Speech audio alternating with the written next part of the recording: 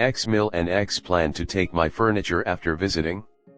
So I usually get along well with the Mill even though I've split from X for a while, but I guess things have been a bit rocky recently over visits with our son, 1Y, etc. But tell me YTF, when I invited them round to see our baby last week, did Mill start saying to my ex, "Oh, you bought that sofa, didn't you? You'll probably be wanting that back," to which he agreed. And then they started going round pointing out all my furniture that he helped me collect, which I bought, and saying, "Oh, that's nice too. You really are good at finding deals." Then they discussed how to drive my furniture back to their fully furnished house. I know sounds kind of fair because he bought the sofa, but I only have it because we switched and I gave him mine, which he has since given to a friend. The rest of the furniture is all mine, and he just drove me to pick it up since I bought everything on FB Marketplace, and YK, we were in a relationship. That's kinda what you do. Seriously, why was she starting this? I already get zero financial support from my ex. I can't take him to court because he's a FT student, so can't be made to pay child support where I'm from. And now that I'm at the end of my maternity leave, living off dwindling savings, they want to take my furniture? For no reason other than they like it? As angry as I was, I just stayed polite and eventually they let it go. But before leaving they went through my kitchen picking out whatever food they wanted and took it with them. My ex used to do this every time he left and was annoyed with me, claiming I would just let it go off. Since the first thing he'd do when he came over was check the fridge and chastise me if I'd let any food go out of date. So I've come to expect this from him and frankly don't even care anymore, but his mother? Seriously. Why do they think they can just help themselves to whatever they want from my home? WTF. Obviously not going to be allowed back if they pull this shit, and seriously, isn't maintaining a good relationship and seeing our son more important? Comment. Don't give anything back and stop allowing them into your home. Once he's done being a student, go after him in court for support. Why wait? Serve him now. You may not get blood out of a turnip at the moment, but back child support should start ASAP. As every else has said, don't let them back in again. Change the locks and look through the peephole before you ever open the door. Remember, just because someone comes to your door doesn't mean you have to open it. Send him a bill for the food they stole from you so they both know they cannot walk all over you again. If you don't have court-ordered visitation, stop. Tell him to take you to court for parental rights. When asked why, just say his last visit he stole food and openly discuss stealing furniture. I didn't feel safe. Then only do supervised visits at neutral locations, the park, the library, a restaurant, etc. Never let them in your home again, and if they ask you can simply say because they stole from you and you won't allow it to happen again. If it comes up again, you can state, "We did a fair trade," you cannot go back on it. If he picks a fight with it, then state, "You can see me in court." Sounds to me they are playing mind games with you. How awful to stir the pot and attempt to create stress for you. Next time do not let them in. No more invites. They or he can stay outside. As for X-Mill, officially 100% no contact. Do not let them know it bothers you. If he asks why, just state, "My place and my rules," with a smile. No room for further discussion. If he gets snippy, you can say, "Okay, time to go. I am going inside now." Next story 2. How do I bring up to my partner that I don't want his mom living with us anymore? Long post. We're getting married soon and surprisingly enough his mother is still living with us after 3 years. We've done everything for her and she still refuses to work. When we bring it up, she says she applies for jobs all the time or she can't work right now because she cooks and does the dishes. Her cooking is shit. I'm not trying to be rude because it can be nice, but we have to buy everything and she ends up burning it most of the time. Also, we're adults. I think we can cook for ourselves. She's also a bigger lady and it makes our grocery bill enormous. Cooking and doing the dishes a couple nights a week doesn't mean you can't contribute to the bills, considering you cause most of them, lady. Every time I bring these issues up to my partner, he talks to her about it and she will start crying. Nothing ever changes. She's always in our business, which is one of the things that annoys me the most. There's also some emotional incest stuff there too. It's strange to me that she has so many children and family members, yet only one of her kids would take her in. The rest hardly talk to her. Is that why she wants to be so close to the only family member that willingly talks to her?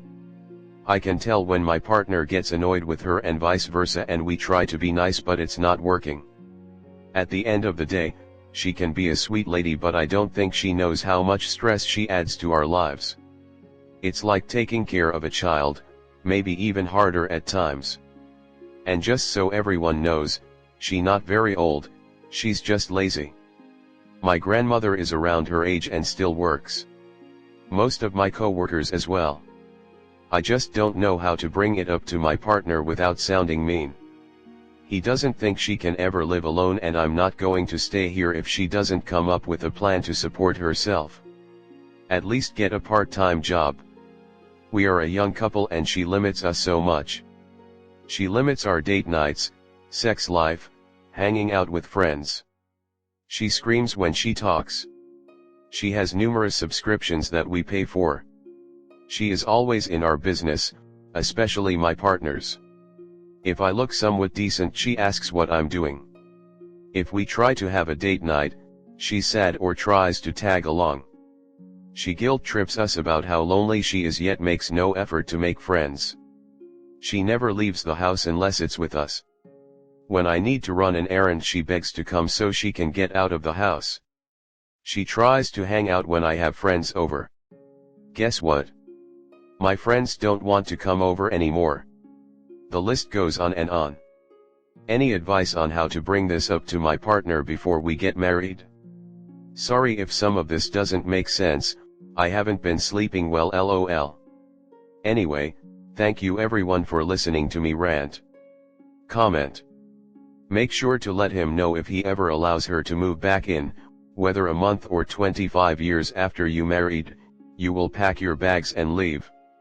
There won't be any discussion. I want to marry you. Not you and your mom. Where do you see us as husband and wife 5 years from now? I understand your mom may need assistance and you love her, but we are enabling her by giving her a home and no motivation for her to take care of herself.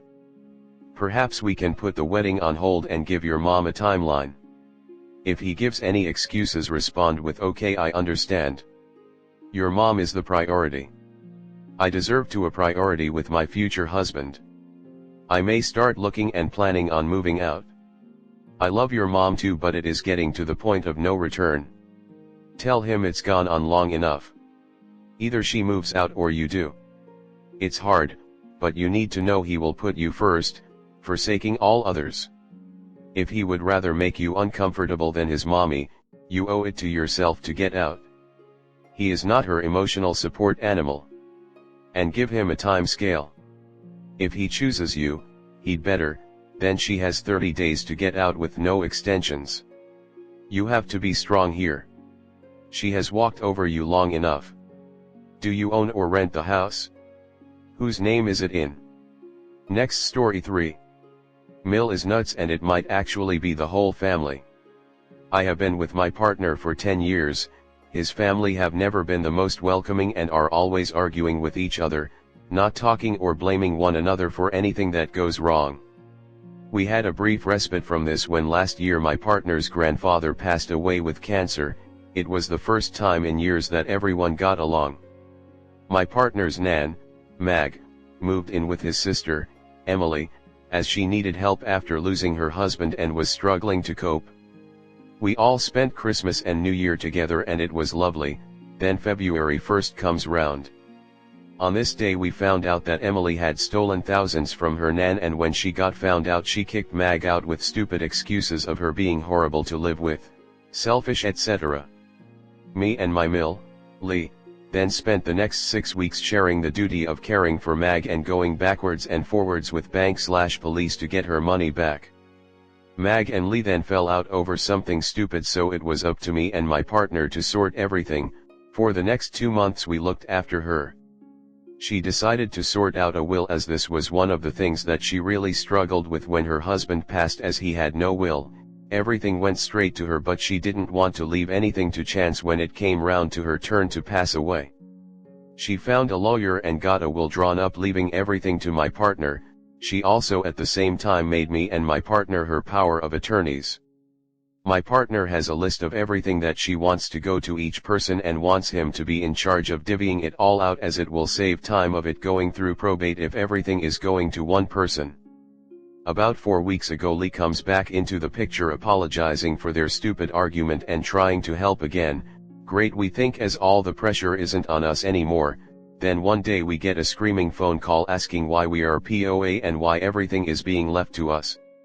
We try to explain that although it is, there is a reason behind it and we have no intention of keeping everything to ourselves. In this screaming match I get called all the names under the sun and told I am a selfish, horrible woman and I am a gold digger and will keep everything to myself. Difficult, as nothing will be in my name anyway, as it is going to my partner. My partner's family are far from rich and I have never been interested in my partner's money. I am the breadwinner in our relationship and we share all our money so we can enjoy our life together. Around 4 weeks ago Emily came back in the picture. She apologized to Mag and Lee and all has somehow been forgiven, even though I have already seen money start going missing from her accounts or being paid out to random companies, clothing, that Mag would never use. I raised this to Mag and Lee and they have both sided with Emily, saying I am just trying to stir up problems and turn them against their granddaughter/daughter. In the end it all comes down to money. My partner is at the point of no longer caring what happens with his nan, mum, and sister, and I don't blame him, but I genuinely care about his nan and have basically now been told to stay out of everything. As one of her POA I have access to view her bank account and now get to watch it dwindle down as Emily and Lee slowly empty it. I know when she runs out of money they are just going to disappear and leave her with nothing. She isn't going mad, so I feel like I can't do anything to step in yet. The whole family is messed up and it is driving me crazy. Comnet. You and your partner need to discuss how much time, effort, and money you want to invest in trying to save his grandmother from herself. She is of sound mind, and she knows her granddaughter is stealing from her, and she is okay with that. I agree with you that it is wrong and that when the money is gone, they will disappear, leaving his grandmother in a bad situation. But that is not your responsibility. You have no authority to overturn his grandmother's actions. The whole leave all the property to one person and let them give it to others sounds sketchy, because there is no way to compel that person to actually give the property away as the person intended. I would also suggest that if his grandmother is now okay with the mom and granddaughter, and not listening you and your partner, then maybe you and he should wash your hands of the whole mess and let them deal with it. I know this isn't what you want to hear. But your partner's grandmother is choosing poorly and she is allowed to do that until she is declared mentally incompetent. This is not you and your partner's responsibility, and you and your partner will be dragged into the mess unless you both decide to opt out of all of it. I say this because I lived it with my own family. You can't fix crazy and you can't fix dishonest people, and most of all, you cannot force someone like Grandma to make better decisions. Grandma is an adult and responsible for her own actions and the consequences of those actions. She doesn't want your help. Disengaging is the only way to keep your sanity, because you aren't in a position to fix any of it, because Grandma will cover and support granddaughter no matter what she does. Sit down with Grandma and tell her you no longer want to be her POA/beneficiary. You know she is being ripped off by daughter and granddaughter and she is choosing to allow it. You can't stand by and watch because it upsets you, and you aren't going to clean up the pieces once she is broke and they abandon her. Offer to pay for a lawyer to change everything to the daughter and wash your hands of it all.